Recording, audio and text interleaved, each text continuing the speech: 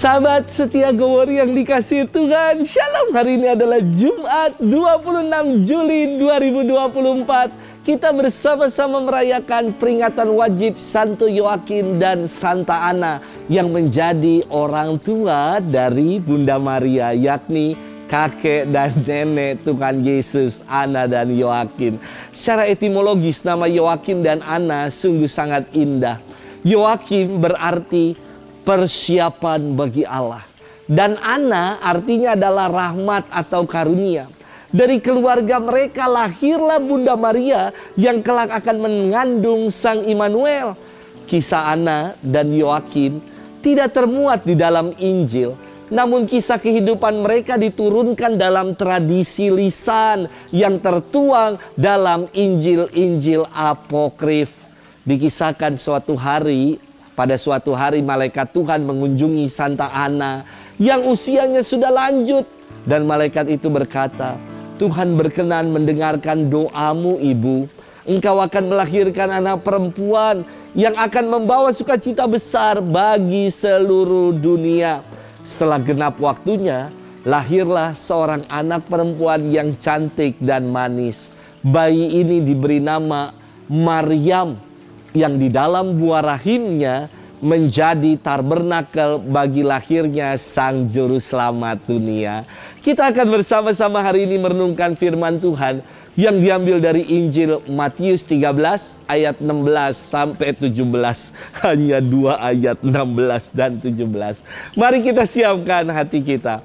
Haleluya, haleluya, haleluya. Mereka menantikan penghiburan bagi Israel, dan Roh Kudus ada di atasnya. Haleluya, haleluya, haleluya. Tuhan bersamamu dan bersama rohmu.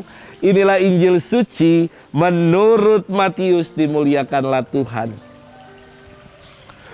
Sekali peristiwa Yesus berkata kepada murid-muridnya, "Berbahagialah matamu karena telah melihat, berbahagialah telingamu karena telah mendengar. Sebab aku berkata kepadamu, banyak nabi dan orang benar ingin melihat apa yang kamu lihat, tetapi tidak melihatnya, dan ingin mendengar apa yang kamu dengar, tetapi tidak mendengarnya."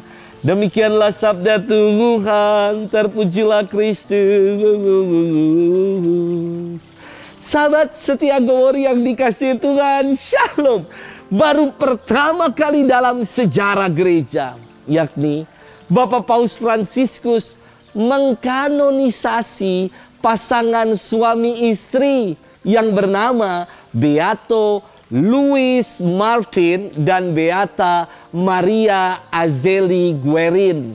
Siapa sih dua orang ini? Beato Louis atau Louis Martin dengan Beata Maria Azeli ini. Mereka adalah orang tua dari Santa Teresia Lisieux. Disinyalir kehidupan keluarga mereka selalu dilimpahi dengan nilai-nilai Kristiani, dan mereka menjaga kekudusan dalam hidup. Keluarga mereka dikaruniai dengan 9 orang anak. 4 diantaranya meninggal ketika bayi, dan masih tersisa 5 lagi anak yang hidup. Dan semuanya, kelima anaknya yang hidup ini adalah perempuan. Dan yang menarik, kelima-limanya menjadi biarawati. Dan bahkan salah satunya bergelar kudus dengan sebutan The Little Flower atau Santa Teresia Lisieux. Santa Teresa Lisieux.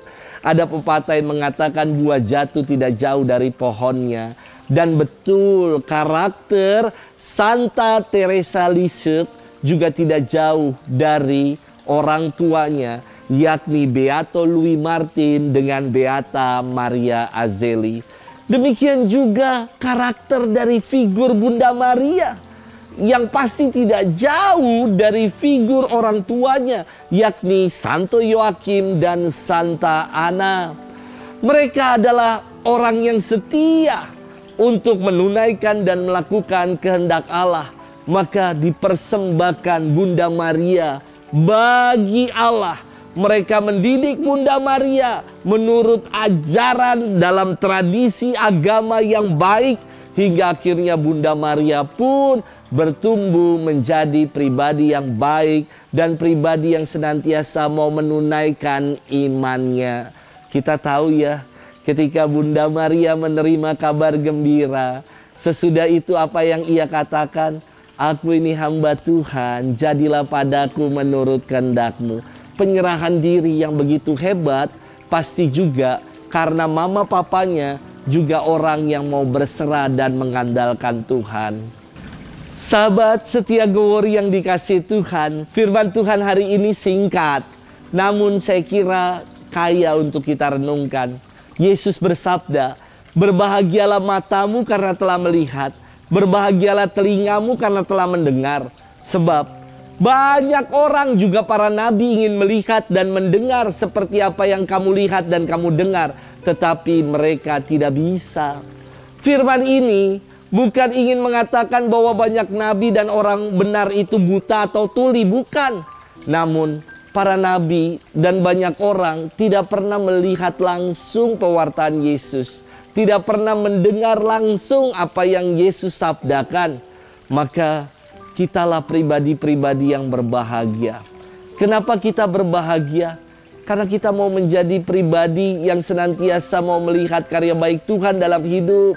Kita mau mendengar apa yang menjadi kehendak Tuhan dalam hidup untuk kita laksanakan dan kita buat.